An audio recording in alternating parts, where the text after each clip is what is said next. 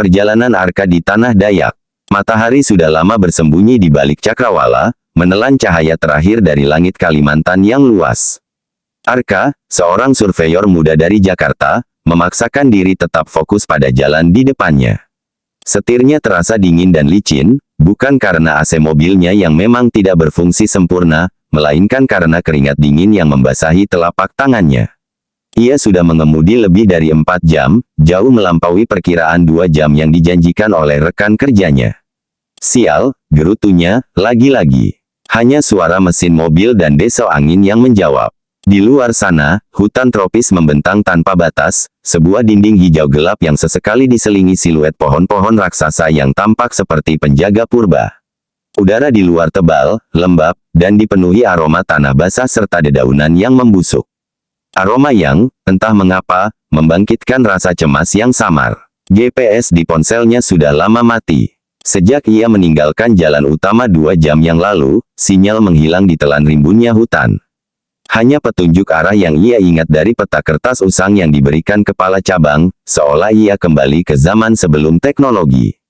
Jalan aspal yang mulus perlahan berubah menjadi jalanan tanah berkerikil, kemudian berlumpur, dan kini hanya berupa jalur sempit yang nyaris tak terlihat di antara semak belukar dan pepohonan. Ranting-ranting dan daun-daun besar sesekali menggesek bodi mobil, menciptakan suara gesekan yang memecah kesunyian. Arka menyalakan lampu jauh, menembus kabut tipis yang mulai menyelimuti. Sekelebat bayangan melintas di antara pepohonan. Ia mengerem mendadak. Hanya seekor babi hutan. Jantungnya berdebar kencang. Ia menghela napas, mencoba menenangkan diri. Ini cuma hutan, Arka, bisiknya pada diri sendiri, bukan film horor. Namun, di kedalaman hati, ada sesuatu yang berkata lain. Udara terasa semakin berat. Suara-suara malam di hutan, yang seharusnya ramai oleh serangga dan binatang malam, kini terasa sepi, digantikan oleh bisikan angin yang terdengar seperti gumaman tak jelas. Sebuah perasaan aneh merayapi dirinya, seolah ia sedang diawasi. Tiba-tiba, ia melihat cahaya redup di kejauhan. Sebuah tikungan tajam memunculkan siluet sebuah jembatan kayu yang sangat tua, terlihat rapuh dan reyot di bawah sorotan lampu mobilnya. Kayu-kayunya hitam legam, beberapa papan terlihat patah atau hilang, menyisakan lubang menganga yang menampakkan air sungai di bawahnya. Dan di ujung jembatan itu, berdiri sesosok tua. Seorang lelaki tua, tubuhnya kurus, membungkuk, dengan tongkat kayu di tangan kanannya. Mengenakan pakaian tradisional yang sudah pudar warnanya, ia berdiri membelakangi Arka, menatap ke arah sungai. Rambutnya panjang dan memutih, terurai sampai ke pinggang. Arka menurunkan kaca jendela. Udara malam yang lembab langsung menusuk masuk. "Permisi, Pak," sapanya, mencoba terdengar ramah. "Jalan ini benar ke desa Meranti?" "Ya." Lelaki tua itu perlahan menoleh. Wajahnya keriput, seperti ukiran kayu kuno yang tergerus zaman. Matanya, yang seharusnya memancarkan kebijaksanaan usia, justru terlihat kosong, gelap, dan tanpa kehidupan. Tidak ada respons. Ia hanya mengangkat tongkat kayunya, menunjuk ke arah jembatan yang reyot itu. "Apa jembatan ini aman, Pak?" tanya Arka, suaranya sedikit bergetar. Hatinya mencelos melihat kondisi jembatan itu. Sekali lagi, lelaki tua itu hanya mengangguk pelan, gerakannya sangat lambat, seolah tak bertenaga. Arka menelan ludah. Jalan lain tidak ada, dan mundur pun bukan pilihan. Dengan perasaan campur aduk antara takut dan terpaksa, ia memutuskan untuk mencoba. Ia memasukkan gigi, menginjak gas perlahan, dan membiarkan mobilnya merayap. Kayu-kayu tua di bawah ban mobilnya mulai berderit. Kriet, kriet, kriet. Bunyinya begitu nyaring, memilukan, seolah jembatan itu meratap kesakitan.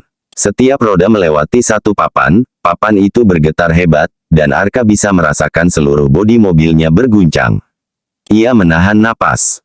Bau busuk kayu lapuk dan lumut menyengat hidungnya. Di bawah, suara air sungai yang deras terdengar seperti bisikan menakutkan, seolah-olah sungai itu haus akan sesuatu. Tepat ketika mobilnya mencapai titik tengah jembatan, suara derit kayu berhenti. Digantikan oleh suara yang lebih mengerikan.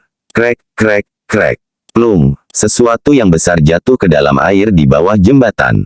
Arka melotot, matanya mencari sumber suara. Senter di dashboardnya ia raih cepat. Ia menyorotkannya ke bawah, menembus kegelapan air yang bergolak. Di sana, di antara riak-riak air yang keruh, ia melihat sepasang mata. Merah menyala, seperti bara api, menatap tajam ke arahnya dari kedalaman. Mata itu besar, bukan seperti mata ikan atau buaya biasa. Ada aura purba yang terpancar dari tatapan itu, aura yang menuntut, yang lapar. Tubuh Arka membeku. Ia yakin, makhluk itu bukan dari dunia yang ia kenal. Ia mencoba menginjak gas, berharap bisa melarikan diri dari teror itu. Namun, mesin mobil tiba-tiba batuk, kemudian mati total. Hening. Hanya suara gemericik air dan detak jantungnya yang menggila. Lampu mobil padam, menenggelamkan Arka dalam kegelapan absolut. Ia merogoh ponselnya, menyalakan senter. Cahaya senter menari-nari di kegelapan, menciptakan bayangan-bayangan menakutkan di sekelilingnya.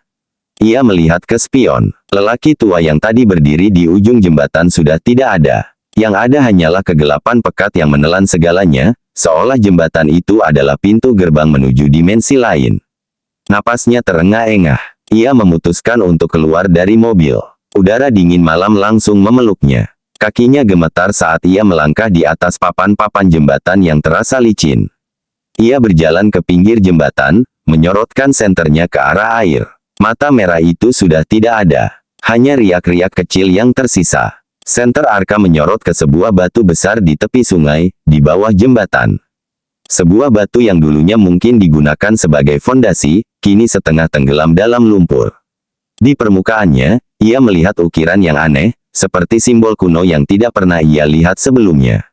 Bentuknya menyerupai mata yang sedang menangis, dengan garis-garis spiral yang mengelilinginya. Ia mengulurkan tangan, menyentuh ukiran yang terasa dingin itu. Tiba-tiba, sebuah bisikan dingin menusuk telinganya, tepat di belakang lehernya. "Jangan sentuh." Arka tersentak, menjatuhkan senternya. Ia menoleh dengan cepat. Di sana, di tengah kegelapan yang pekat, berdiri sesosok wanita. Wajahnya samar tertutup rambut hitam panjang yang basah dan terurai sampai ke pinggang. Ia mengenakan baju putih lusuh yang tipis, terlihat tembus pandang di beberapa bagian. Kaki dan tangannya tampak pucat, seolah baru saja terendam air untuk waktu yang sangat lama. Matanya, yang seharusnya memancarkan kehidupan, justru terlihat gelap, cekung, dan penuh kesedihan. Ada aura melankolis yang menyelimutinya. Siapa kau?" Arka terbata-bata, mencoba mundur namun kakinya terasa terpaku. Wanita itu tidak menjawab. Tangannya yang pucat terangkat perlahan, menunjuk ke arah jembatan. Arka mengikuti arah telunjuknya. Di sana, ia melihat bayangan dirinya sendiri, sedang mengemudikan mobil. Bayangan itu tiba-tiba jatuh dari jembatan, dengan suara hantaman keras yang hanya bisa ia dengar di benaknya. Mobil itu berputar-putar di dalam air, perlahan tenggelam, lalu menghilang di telan kegelapan sungai. Arka merasa dingin menjalar ke seluruh tubuhnya, seolah ia baru saja menyaksikan kematiannya sendiri. Ia kembali menoleh ke wanita itu. Wanita itu kini mengangkat tangannya lebih tinggi, menunjuk ke sebuah pohon besar yang menjulang tinggi di seberang sungai. Pohon itu tampak tua, dengan ranting-ranting yang menjulur seperti lengan-lengan raksasa.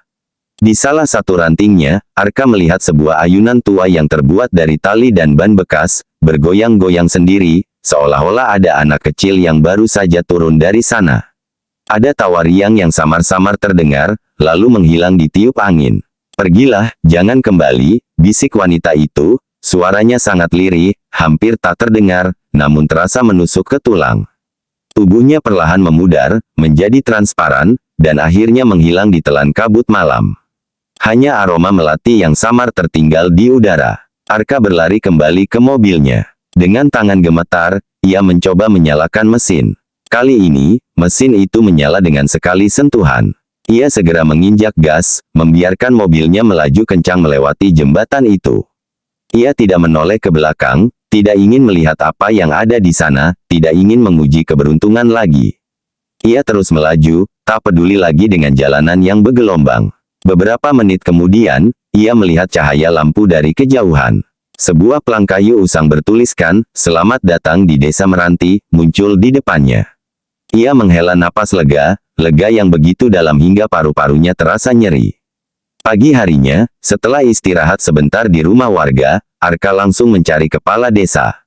Seorang pria parubaya bernama Pak Jaya, dengan wajah ramah dan sorot mata yang teduh.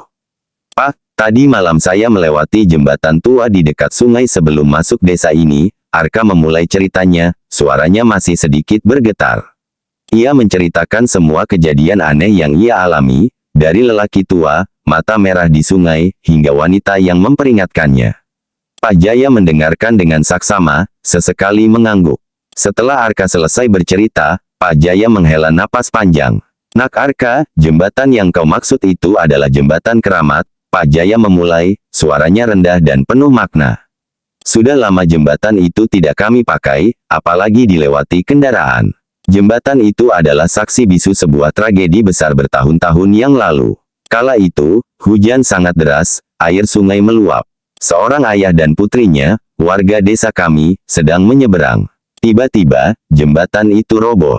Pak Jaya berhenti sejenak, menatap ke kejauhan. Jenazah sang ayah berhasil kami temukan di hilir sungai, tapi putrinya, seorang gadis kecil bernama Sari, tidak pernah ditemukan. Kami sudah mencarinya berminggu-minggu, tapi seolah-olah sungai itu menelannya hidup-hidup. Lalu, wanita yang saya lihat itu, tanya Arka, mulai mengerti. Itu arwah Sari, nak, jawab Pak Jaya, tatapannya menyiratkan kesedihan yang mendalam. Dia selalu menampakkan diri di sana, terutama pada malam hari atau saat ada yang ingin melintasi jembatan itu. Katanya, dia tidak ingin ada orang lain yang mengalami nasib yang sama seperti dia dan ayahnya. Dia ingin melindungi, dan mata merah di sungai itu. Arka bertanya lagi. Pak Jaya terdiam sejenak. Konon, itu adalah penunggu sungai, nak. Buaya putih, atau lebih dari itu, penjaga gerbang ke alam lain. Ada yang bilang itu adalah penjelmaan dari roh-roh yang tenggelam di sana. Mereka menjaga keseimbangan antara dunia kita dan dunia mereka. Mereka tidak akan mengganggu jika tidak diganggu, tapi mereka bisa menjadi buas jika ada yang melanggar batas. Arka merinding. Ia baru menyadari betapa tipisnya batas antara dunia nyata dan dunia gaib di tempat ini. Lelaki tua yang ia temui di awal adalah arwah sang ayah yang terus menjaga putrinya, memastikan tidak ada yang mendekati bahaya. Wanita berambut panjang itu adalah Sari, yang berusaha mencegah Arka berakhir seperti dirinya. Ia selamat karena peringatan dari arwah-arwah yang tersisa di sana. Keesokan harinya, Arka kembali ke kota. Ia tidak lagi melewati jalan yang sama. Ia memilih jalur lain, meskipun lebih jauh dan memakan waktu lebih lama. Setiap kali ia melihat jembatan tua, atau mendengar desau angin di antara pepohonan rimbun, ia selalu teringat pada sepasang mata merah yang menyala dari kegelapan air, dan bisikan lirih seorang wanita yang penuh kesedihan, pergilah, jangan kembali. Pengalaman itu mengubah Arka. Ia tidak lagi memandang hutan dan alam liar Kalimantan hanya sebagai medan kerja, melainkan sebagai tempat yang menyimpan misteri, legenda, dan kekuatan tak kasat mata yang harus dihormati. Ia belajar bahwa di balik keindahan alam yang memukau, ada kisah-kisah yang menunggu untuk diceritakan, dan kadang-kadang, arwah-arwah yang masih terus menjaga. Kisah mistis dari pedalaman Kalimantan itu akan selalu menjadi bagian tak terpisahkan dari dirinya, sebuah pengingat akan kebesaran alam dan keberadaan hal-hal yang tak bisa dijelaskan oleh akal sehat semata. Tamat. Jangan lupa beri dukungan channel saya dengan menekan tombol like dan subscribe. Terima kasih.